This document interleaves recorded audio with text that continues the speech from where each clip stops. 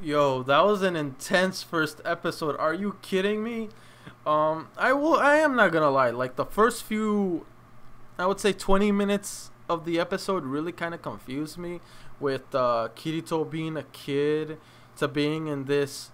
At first, I thought it was a flashback, but no, it just ended up being what I like to call a soul dive, immersed world where Kirito, like, it's not just his brain is connected to some hardwired machine visualizing some virtual plane, like some other world, but it's also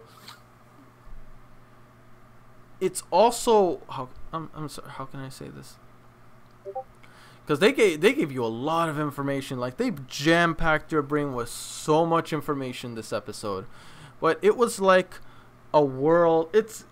It's kind of like a world as if it's a world that can be made as if you were dreaming. It's like a world that's only possible when you dream, and every possibility, every content that exists within the dream world, from hours spent that could be hours that could be in a dream, would be only like a few minutes in the real world. Like all the context, all the possibilities that exist in a dream happens in this soul dive virtual world.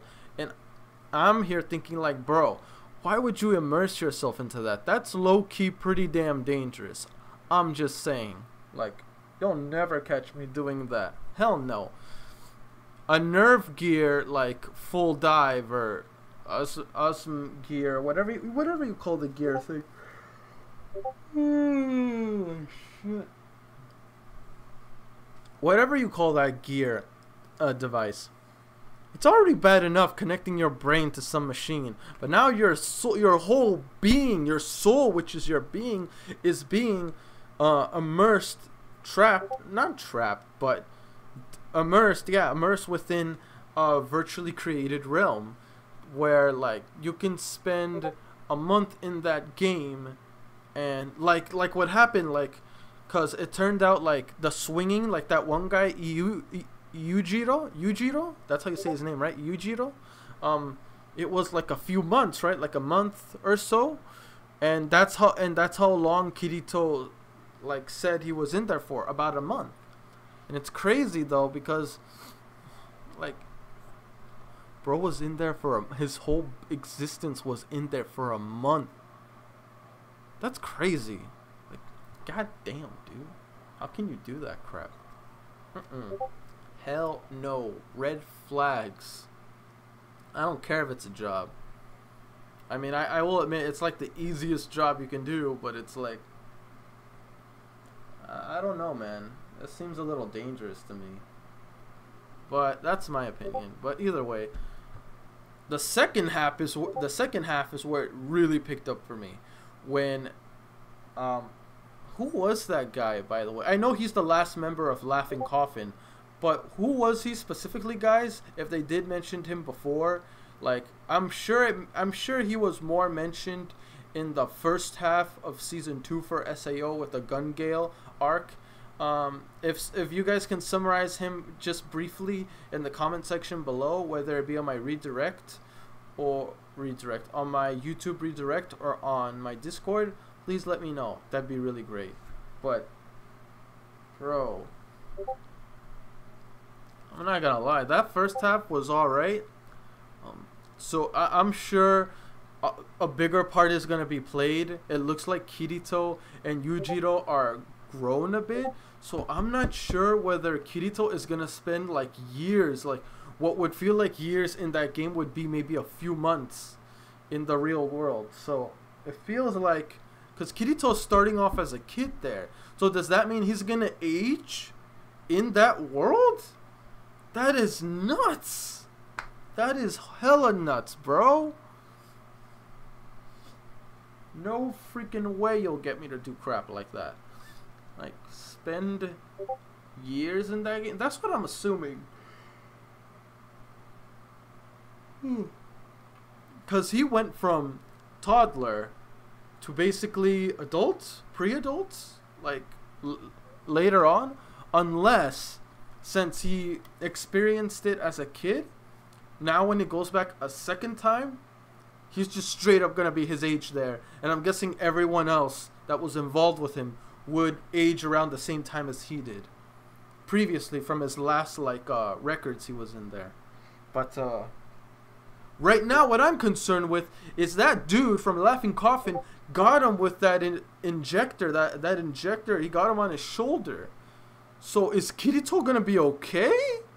Cause remember when guys got injected with that, they got killed. People got killed from that thing. So I don't know.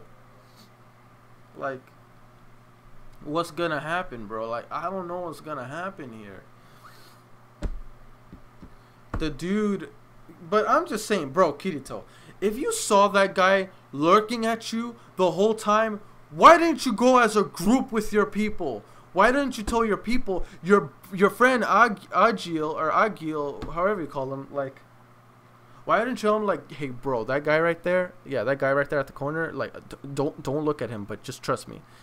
You can look at him from behind my shoulder, but yeah, he's been looking at me and my girl like in a very awkward way, and it's making me uncomfortable. And he's been staring for a while. So, can you help a brother out? Like, pull your rifle or something. Like, get your gun out. Like, we're about to make a party up in here. You know what I'm saying? Gun Gale in real life. I'm joking. I'm chilling. But you know what I mean. Like, he should have told Agil, and then Agil will probably sort it out. Be like, why are you looking at my friend that way? You're disturbing one of my customers and also one of my dear friends. He'll probably ask him to politely leave, even though it'd be best for all of them to leave together as a group. That way you don't have to worry, or call the cops on him. Even though I don't think that's enough. Like, that's not enough for you to cop him, but still, like, you should have been more open about it. That way, like, it wouldn't be just you and Asuna. Now that Kirito, well, that dude got stabbed in the... Did that guy get stabbed in the leg or in the arm? Like, I wasn't sure. It looked like he got stabbed in the leg, which, ouch. So I don't know what's going to happen there. All I know, Asuna, call the cops, arrest that kid, bounce, and help your boy and see what's going on there. But god damn, dude. That was a crazy damn episode. Awesome, loved it, really freaking good in my opinion. Once again, I was still a little confused in the beginning, but as it built up toward the end, I more or less got, like, I understood completely. I mean, I felt like the whole information about the soul dive, even I'm still not 100% certain of every information they try to jam in your freaking head. But it's like,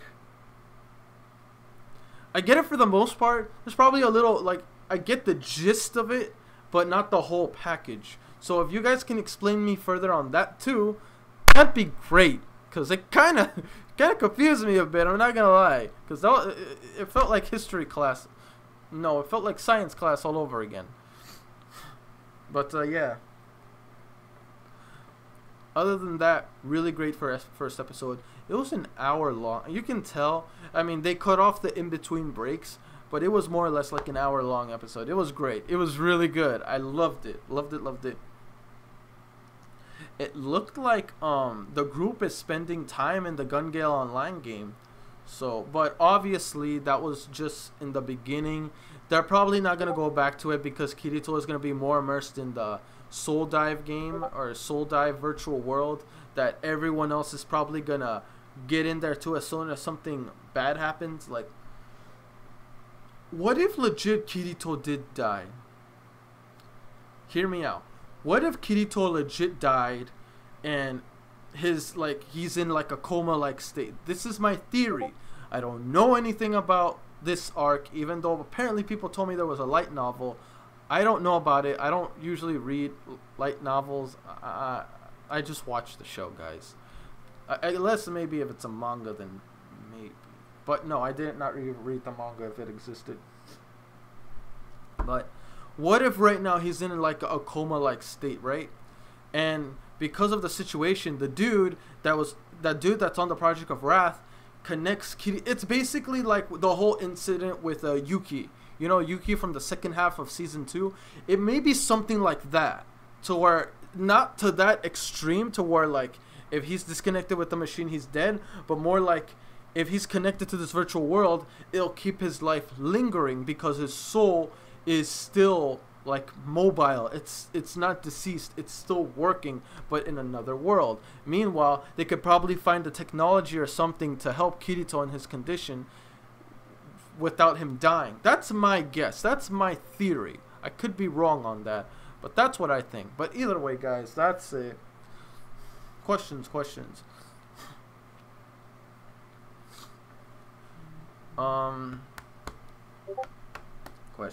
What can I ask for questions? Once again, I'll bring this topic up again.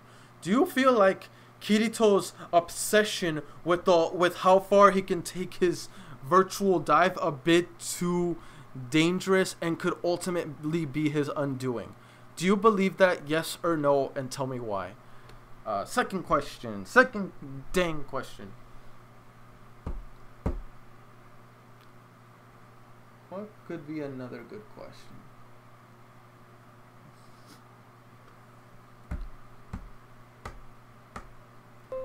If you had a virtual world, doesn't matter if it's personal or if it's one that exists.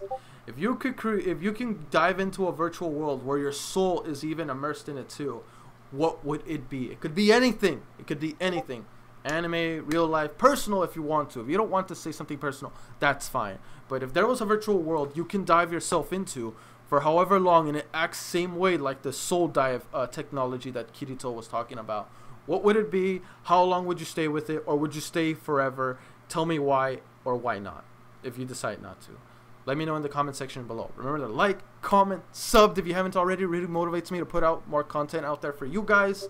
And remember to, if you haven't gone on my Discord, make sure you join. We get reactions at least a day in advance. So if you want to get my Sword Art Online, like by the time you're getting this video, it should have been out since yesterday. And on the day I'm uploading this to my YouTube channel, I'm probably already reacting to the second episode. So if you want my reactions as ahead as possible, make sure you join my Discord. Link is in the description below. Anyway, guys, that's it. I'm out. Peace.